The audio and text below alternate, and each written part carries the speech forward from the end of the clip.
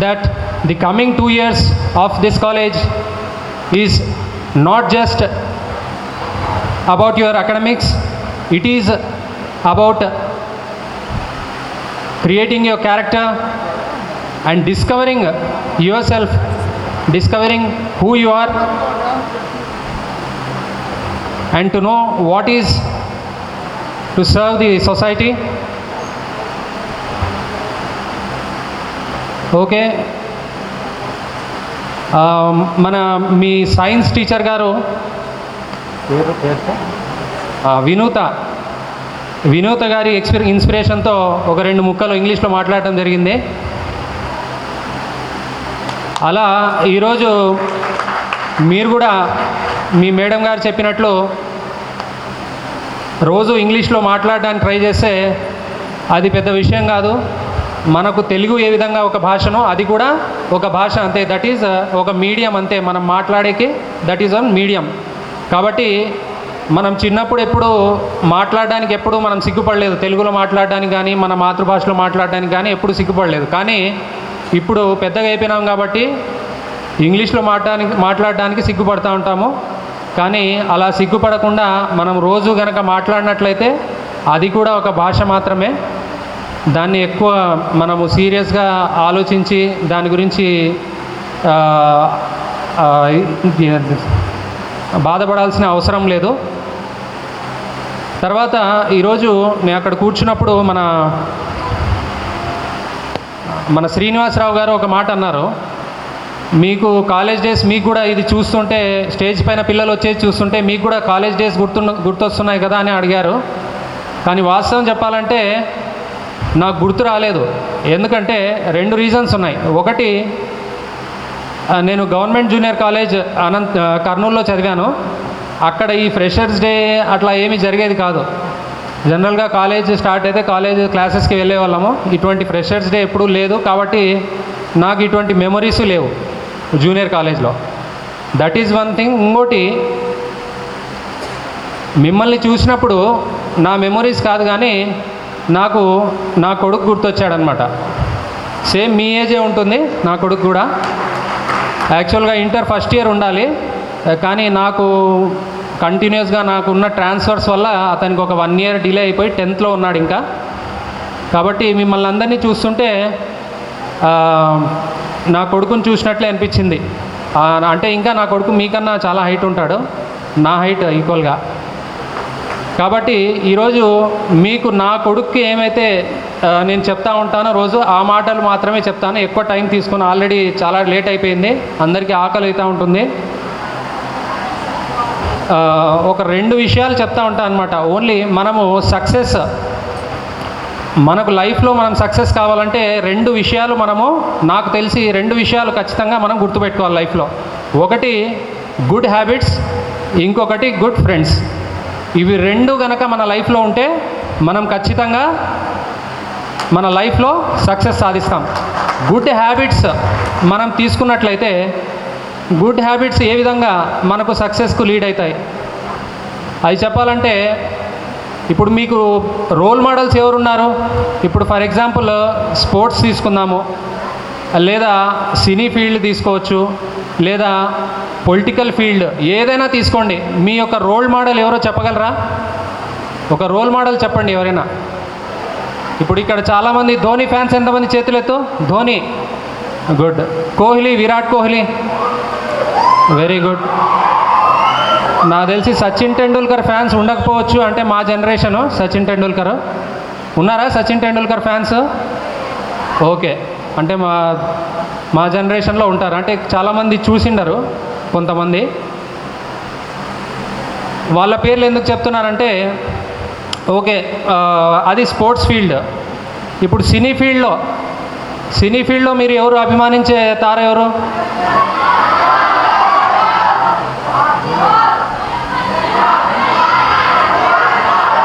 Okay, ఇప్పుడు మనం sports తీసుకున్నట్లయితే, ఇప్పుడు మీరు ఏం చెప్పారు? విరాట్ కోహ్లీ, ధోని.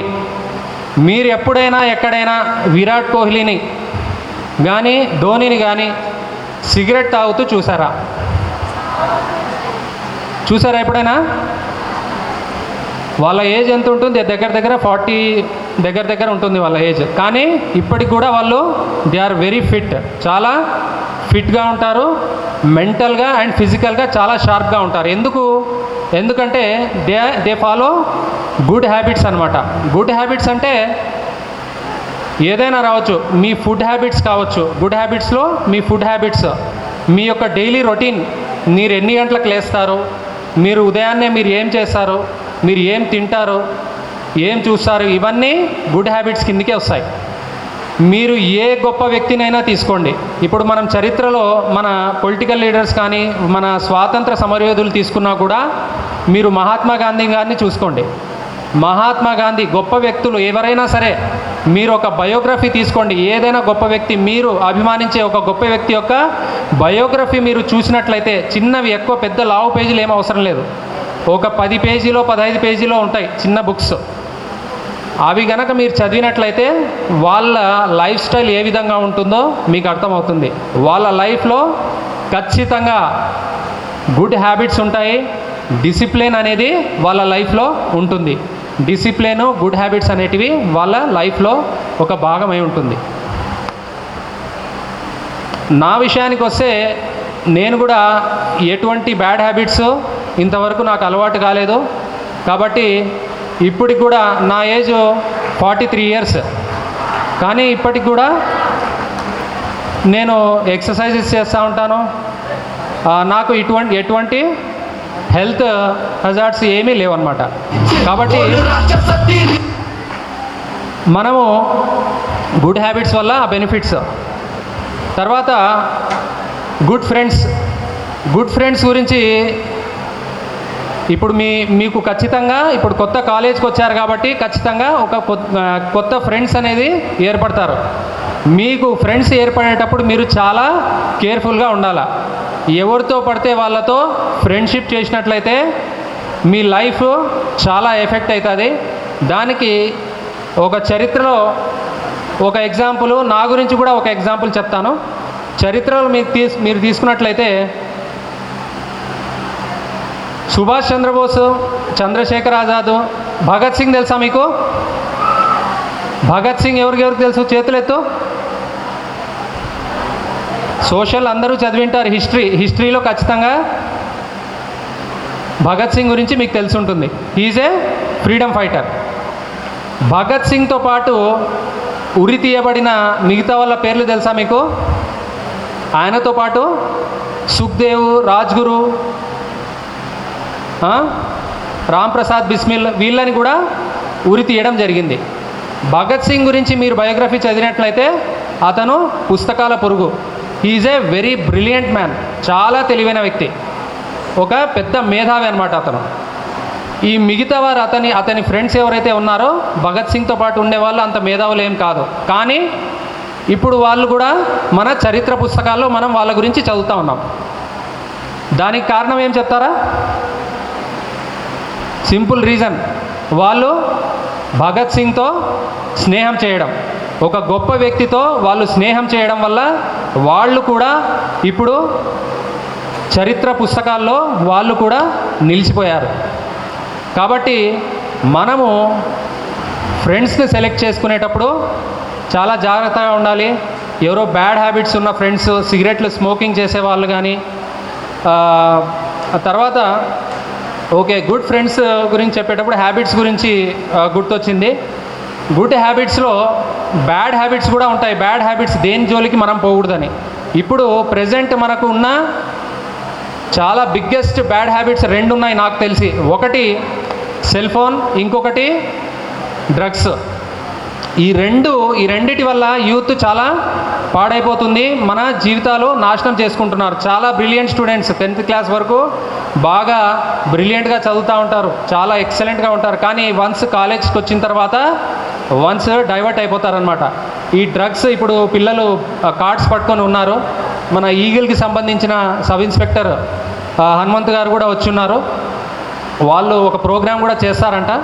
కాబట్టి ఈ డ్రగ్స్ అనేది ఎంత డేంజరస్ అంటే నేను ప్రాక్టికల్గా చూడడం జరిగింది. ఇంతకుముందు ఈ గంజాయి అనేది ఎక్కడో రైల్వే స్టేషన్లో ఎవరో సాధువులు తాగేవాళ్ళు.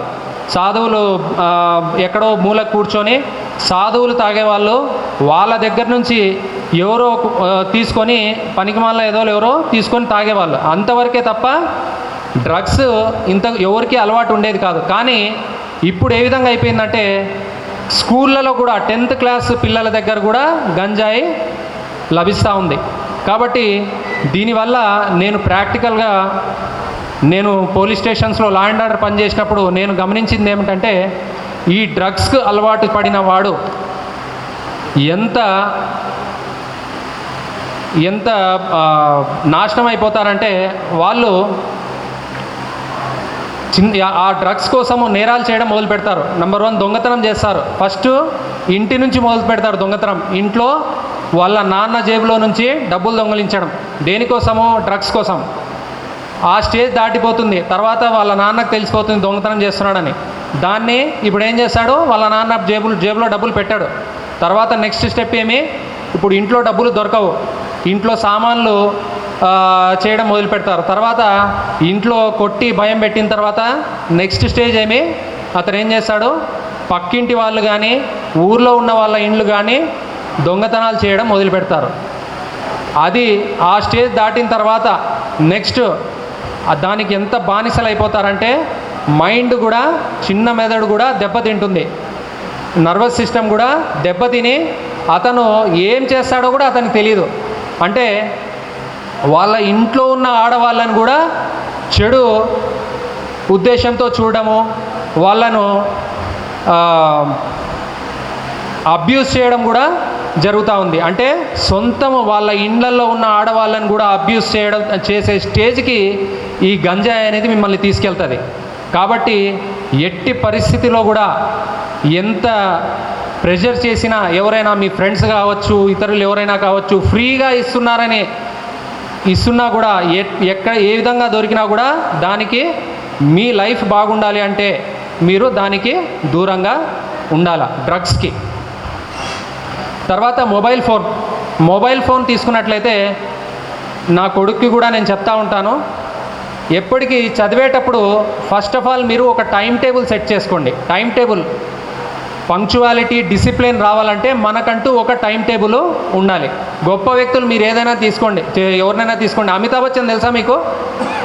అమితాబ్ బచ్చన్ అతను ఎంత గొప్ప నటుడు కదా, ఇప్పటికి కూడా అతను నటిస్తున్నాడు. అతను ఇప్పుడున్న జనరేషన్స్కి కూడా తెలుసు అమితాబ్ బచ్చన్ అంటే. ఎప్పుడో అతను చాలా పాత మనిషి అయినా ఎందుకు అతను అంత గొప్ప వ్యక్తి ఎలా అయ్యాడంటే అతని డిసిప్లిన్ వల్ల. అతన్ని చూసి వాచ్ టైం సెట్ చేసుకునే వాళ్ళ, ఇంతకుముందు వాచెస్ ఉండేటివి, మనకు ముళ్ళు ఉండే వాచెస్ ఉండేటివి మనకు ఫస్ట్ ఆ కాలంలో. అప్పుడు ఒక వ్యక్తి, అతని ఇంటి బయట ఉండే వ్యక్తి అతను బయటికి వచ్చే టైం చూసి అతని వాచ్ టైం సెట్ చేసుకునేవాడు. అంటే అంత డిసిప్లిన్ అనమాట, అంత పంక్చువాలిటీ ఉంటుంది అతని లైఫ్ స్టైల్లో. కాబట్టి మనము మన లైఫ్ని, మన ప్లాన్, ఇప్పుడు మీరు ఇక్కడ ఉండే ఎన్ఆర్ఐ కాలేజ్లో ఉండే 2 years టైం టేబుల్, మీరు ఈ టైంకి ఏం చేయాలో ఇప్పుడే రాసి పెట్టుకోండి. ప్రతిరోజు ప్రతి వారము మీరు ఏం చేయాలో ఇప్పుడే రాసి పెట్టుకోండి. ఆ టైం టేబుల్ని ఇంకెవ్వరు కూడా దాన్ని చేంజ్ చేయలేరు. ఒక ఎగ్జాంపుల్ నేను దానికి చెప్తాను, పర్లేదు కదా, ఇప్పుడు టైం ఎక్కువ అవుతుంది అనుకుంటున్నా, సారీ. ఇప్పుడు మా ఫ్రెండ్ ఉండేవాడు నాతో పాటు, సబ్ ఇన్స్పెక్టర్గా ప్రిపేర్ అయ్యేవాడు ఒక ఫ్రెండ్, అతని పేరు చెప్పదలుచుకోలేదు. అతను వాస్తవానికి నాకంటే ఇంటెలిజెంట్, కానీ అతనికి రిజర్వేషన్ ఉన్నింది. రిజర్వేషన్ ఉండడం వల్ల అతను ఏం చేసేవాడంటే నెగ్లిజెన్స్ అనమాట, సరిగా చదివేవాడు కాదు. నాకెందుకు అంత కష్టపడాల్సిన అవసరం లేదు, నాకు రిజర్వేషన్ ఉంది కదా, నాకు ఎలాగో జాబ్ వస్తుంది అని. ఒకసారి ఇప్పుడు నేను ఒక టైం సెట్ చేసుకునే వాళ్ళం, అంటే రన్నింగ్కి రోజు కలిసేవాళ్ళం. మార్నింగ్ కలిసే ముందు మనం డిసైడ్ చేసుకునే వాళ్ళం ఒక టాపిక్ చదువుకొని రావాలి అని. అంటే కాంపిటేటివ్ ఎగ్జామ్స్కి ప్రిపేర్ అయ్యేటప్పుడు నేను చెప్పిన విషయం ఇది. సబ్ ఇన్స్పెక్టర్ కాంపిటేటివ్ ఎగ్జామ్స్కి అంటే ఒక విషయం హిస్టరీలో కావచ్చు లేదా ఎకనామిక్స్లో కావచ్చు, దేంట్లోనే ఒక టాపిక్, నేను ఒక టాపిక్, అతను ఒక టాపిక్ నేర్చుకొని గ్రౌండ్కి వచ్చినప్పుడు డిస్కస్ చేసుకోవాలని అనుకునే వాళ్ళం. నేను ప్రిపేర్ అయ్యి వెళ్ళే వాళ్ళని, అతనేమో ఏదో ఒక రీజన్ చెప్పేవాడు. ఏం ప్రిపేర్ అయ్యి వచ్చామంటే ఈరోజు ఏం ప్రిపేర్ కాలేదు, మా ఫ్రెండ్ వచ్చాడు, అతను వచ్చాడు, ఇతను వచ్చాడు, బంధువులు వచ్చారు, లేదా అక్కడికి వెళ్ళాను, ఇక్కడ వెళ్ళాను, ఆ పని ఉంది అని ఏదో ఒకటి చెప్పేవాడు అనమాట. ఒకసారి చూశాను, రెండోసారి చూశాను, అప్పుడు నేను చెప్పాను, ఒక మాట చెప్పాను అనమాట అతనికి. ఇప్పుడు మనము ఒక టైం టేబుల్ ఫిక్స్ చేసుకున్న తర్వాత, మనం ఒక పని, ఈరోజు నేను ఈ టైంకి ఒక పని నేను చేయాలి అని డిసైడ్ అయిన తర్వాత, దానిని ఎవ్వరు ఈ భూమి మీద ఎవరు ఆపకూడదు. ఆ రోజు నువ్వు ఆ పని చేయడం ఆగిపోయిందంటే ఆ రోజు నీ ఊపిరి ఆగిపోయింది అని అర్థం. అంటే నువ్వు ఆ రోజు చనిపోతే తప్ప నువ్వు ఆ పని చేయకుండా ఉండకూడదు. అంత గట్టి సంకల్పం నీకు ఉన్నట్లయితేనే మనకు జాబ్ వస్తుంది. నేను ఈ విధంగా ఇటువంటి అట్మాస్ఫియర్లో నేను చదవలేనని చెప్పేసి అక్కడే అతన్ని, he's my best friend, one of my best friends, అక్కడితో అతన్ని కట్ చేసేసాను. మళ్ళీ ఎగ్జామినేషన్ హాల్లో కలుద్దాం మనము, అప్పుడు వరకు నేను నిన్ను కలవనని చెప్పేసి అప్పుడు అక్కడి నుంచి వెళ్ళిపోయి హైదరాబాద్కి వెళ్ళి చదువుకోవడము జరిగిందనమాట. అతనికి అప్పుడు నేను సెలెక్ట్ అయ్యాను. అతను కట్ ఆఫ్ మార్క్స్ 203 అయితే అతనికి కూడా 203 వచ్చాయి. అంటే ఎంత కట్ ఆఫ్ ఉందో అంత కట్ ఆఫ్ మార్క్స్ వచ్చాయి, కానీ జాబ్ రాలేదు. ఎందుకు రాలేదంటే అతనికంటే ఏజ్ ఎక్కువ ఉన్న అతనికి వచ్చింది, అతనికి రాలేదు. కాబట్టి అంటే అతను కనుక కొంచెం టైం వేస్ట్ చేయకుండా కొద్దిగా చదివింటే ఒక మార్క్ వచ్చేది. అతను ఇప్పుడు మనతో పాటు ఈ జాబ్లో ఉండేవాడు అనమాట, నాతో పాటు. అది అంటే నేను చెప్పేది పంక్చువాలిటీ గురించి. ఇప్పుడు ఈ మొబైల్ ఫోన్ గురించి ఇప్పుడు నేను ఆ టాపిక్ వస్తాను. కొడుకు ఏం చెప్తుంటానంటే, మన టైం టేబుల్ని ఎప్పటికీ ఫిక్స్ చేసుకోవాలి. ఆ టైం టేబుల్లో మీ మొబైల్ ఫోన్ని కూడా పెట్టుకోండి. ఎంతసేపు చూడాలి మొబైల్ ఫోన్ని, అంతకంటే ఒక్క సెకండ్ కూడా మీరు మొబైల్ ఫోను చూడాల్సిన అవసరం లేదు, చూడకూడదు. ఎందుకంటే మీ చదువుని మొబైల్ ఫోన్ని ఎట్టి పరిస్థితిలోనూ మిక్స్ చేయొద్దండి. మీ చదువును మీ మొబైల్ ఫోన్ను ఎప్పటికీ మిక్స్ చేయొద్దండి. అంటే కొన్నిసార్లు మీ మొబైల్ ఫోన్ అవసరం పడవచ్చు, చదివేటప్పుడు మీ మొబైల్ ఫోన్ కూడా అవసరం పడవచ్చు. కానీ ఆ మొబైల్ ఫోన్ని ఆపరేట్ చేసే క్రమంలో మీరు అదర్ యాప్స్లోకి వెళ్ళిపోవడము, డైవర్ట్ అయిపోవడం, అది కాకుండా మీరు జాగ్రత్త పడాలి.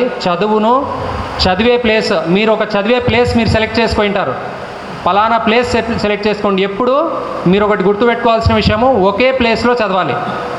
మీరు ఎప్పుడు చదివినా మీకంటూ ఒక ప్లేస్ సెట్ చేసుకోండి. ఎప్పుడు చదివినా మీరు అదే ప్లేస్లో చదవాలి. మీరు చదివే ఆ ప్లేస్లో ఎట్టి పరిస్థితుల్లోనూ మొబైల్ ఫోను ఆపరేషను ఉండకూడదు. ఎప్పటికీ మీ చదివే ప్లేస్కి మొబైల్ ఫోన్ని మిక్స్ చేయకుండా మీరు కనుక చదివినట్లయితే 100% మీరు సక్సెస్ అవుతారు.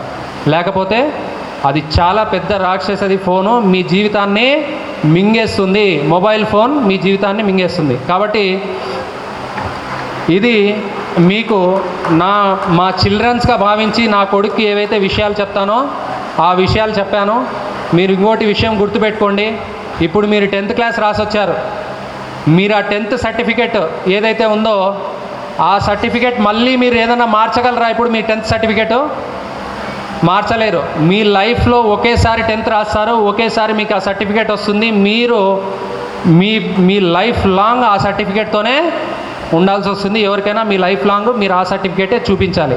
అదేవిధంగా మీరు ఇప్పుడు ఈ ఇంటర్లో ఏదైనా సబ్జెక్ట్ తీసుకోండి, మీరు ఏదైతే మార్క్స్ ఇప్పుడు తీసుకొస్తారో అవి మళ్ళీ మార్చడానికి వీలు కాదు. అదే మీ లైఫ్ లాంగ్ మీకు ఆ సర్టిఫికేట్ అనేది ఉండిపోతుంది. కాబట్టి చాలా జాగ్రత్తగా మీరు మీ ఇంటర్మీడియట్ పూర్తి చేసుకోండి. Sorry sir. తర్వాత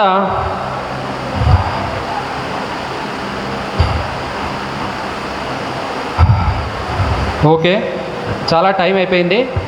ఇప్పుడు నేను చెప్పిన మాటలు మీరు వినడమే కాకుండా మీ లైఫ్లో ఇంప్లిమెంట్ చేస్తారని, మీరు వేరే యావిగేషన్స్ లేకుండా, వేరే వ్యాపకాలు పెట్టుకోకుండా మీరు చదువుపైనే ధ్యాస పెట్టి, మీరు రేపొద్దున నేను ఇంకా 20 years సర్వీస్లో ఉంటాను. ఆ 20 yearsలో మీరు ఖచ్చితంగా మీరు సెటిల్ అవుతారు. మీరు ఖచ్చితంగా ఇప్పుడు మీ ఫీల్డ్ ఏదైనా కావచ్చు, ఎంపీసీ తీసుకుండొచ్చు, బైపీసీ తీసుకుండొచ్చు, మీరు డాక్టర్స్ కావచ్చు, ఇంజనీర్స్ కావచ్చు, లేదా ఏదైనా గవర్నమెంట్ జాబ్లో ఏదైనా కావచ్చు. నేనైతే మీరు ఒక మంచి గవర్నమెంట్ జాబ్, ఒక గవర్నమెంట్ సర్వీస్లోకి రావాలని నేనైతే కోరుకుంటాను. కానీ అది మీ ఇష్టానికి బట్టి ఉంటుంది. గవర్నమెంట్ సర్వీసెస్ అంటే ఐఏఎస్ కావచ్చు, ఐపీఎస్ కావచ్చు, మీరు మంచి ఆఫీసర్స్ అవుతారని. ఇంకొకటి మీకు విషయం అడగడం మర్చిపోయినాను. మీకు పోలీస్ డిపార్ట్మెంట్ గురించి మీకు అభిప్రాయం ఏమి? మంచి అభిప్రాయం ఉందా, చెడు అభిప్రాయం ఉందా? మనస్ఫూర్తిగా చెప్పాలా. పోలీస్ అంటే భయం ఎంతమందికి ఉంది? చేతులెత్తు. ఓకే.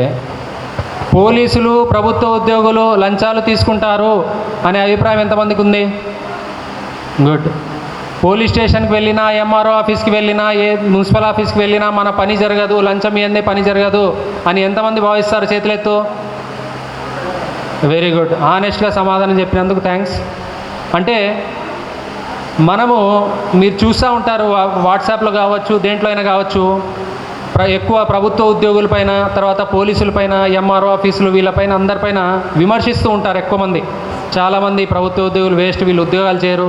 ఎవరైనా ఒక వాట్సాప్లో పోలీసుని తిడుతున్నట్టు కానీ, కొడుతున్నట్టు కానీ వీడియో పెడితే కామెంట్స్ ఏముంటాయి కింద? ఇంకా 2 తగిలిచ్చండి అని ఉంటాయి కదా. అంటే అంత కోపం ఉంటుంది అనమాట ఒక ప్రభుత్వ అధికారి పైన కానీ, ఒక పోలీస్ పైన కానీ. ఎందుకు అంటే వాళ్ళు మనకు న్యాయం చేయరు, సరిగా వాళ్ళు పోలీస్ స్టేషన్కి వెళ్తే మర్యాద ఇవ్వరు, ఇటువంటి ఫీలింగ్ ఉంటుంది మనకి. కానీ ఇట్లా విమర్శిస్తూ ఉంటే సరిపోతుందా? మనము మన బాధ్యత ఏమి? యాజ్ ఏ సిటిజన్ అంటే వాళ్ళంతా పోలీస్ ఆఫీసర్స్ ఎక్కడి నుంచి వచ్చారు?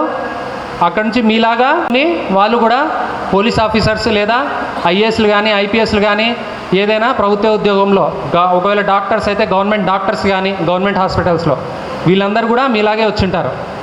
కాబట్టి మనము వాళ్ళని నిందించుకుంటూ ఉండడం కాదు, మనం కూడా అటువంటి ఆఫీసర్స్, ఒకవేళ మీకు ఐఏఎస్ ఆఫీసర్లు పనిచేయట్లేదు, మీకు కంప్లైంట్ ఉంది, మీరు కూడా కష్టపడి ఐఏఎస్ ఆఫీసర్స్ కండి. మీకు ఒకవేళ పోలీస్ డిపార్ట్మెంట్ పైన కంప్లైంట్ ఉంది, సరిగా లేదు డిపార్ట్మెంట్, కష్టపడి ఐపీఎస్ ఆఫీసర్ కండి.